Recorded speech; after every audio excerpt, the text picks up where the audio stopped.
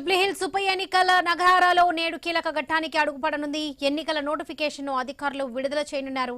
ఈ నెల 21 వరకు నామినేషన్లు స్వీకరిస్తారు. 22న నామినేషన్ల పరిశీలన జరుగుతుంది.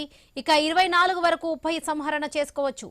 ఉప ఎన్నిక పోలింగ్ వచ్చే నెల 11న జరగనుంది. 14న ఫలితాలు వెలువడనున్నాయి.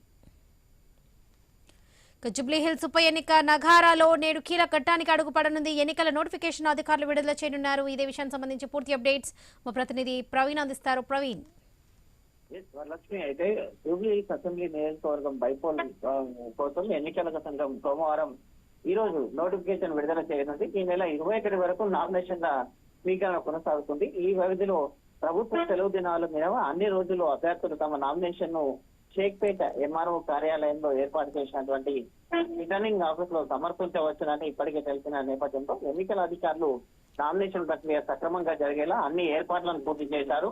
అభ్యర్థులు, రాజకీయ పార్టీలు అందుబాటులో ఉన్న నిబంధనలను ఖచ్చితంగా పాటించాలని అధికారులు కూడా సూచిస్తున్నారు. ఈ నెల 22న నామినేషన్ అంతిమంగా ఉంటుంది.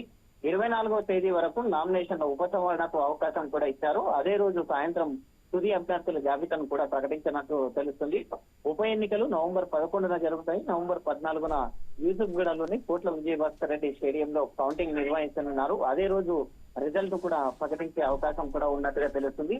అయితే ఈ నేపథ్యంలో ఈ సంవత్సరం నుంచి ఈ యొక్క ఉప ఎన్నికలో కొత్తగా డిజిటల్ నామినేషన్ ప్రక్రియ కూడా తీసుకొని రాబోతున్నారు. ఎన్నికల సంఘం N4 పోర్టల్ ద్వారా డిజిటల్ నామినేషన్ సమర్పణకు అవకాశం కూడా కల్పించింది. అభ్యర్థులు అయితే వెబ్సైట్ ద్వారా అయితే నామినేషన్ ఫారం ఆన్లైన్ లో సమర్పించవచ్చని కూడా తెలుపుతున్నారు. అయితే QR కోడ్ తో కూడినటువంటి ప్రింటెడ్ హార్డ్ కాపీలను తప్పనిసరిగా సమర్పించాలని కూడా చెప్తూ ఉన్నారు.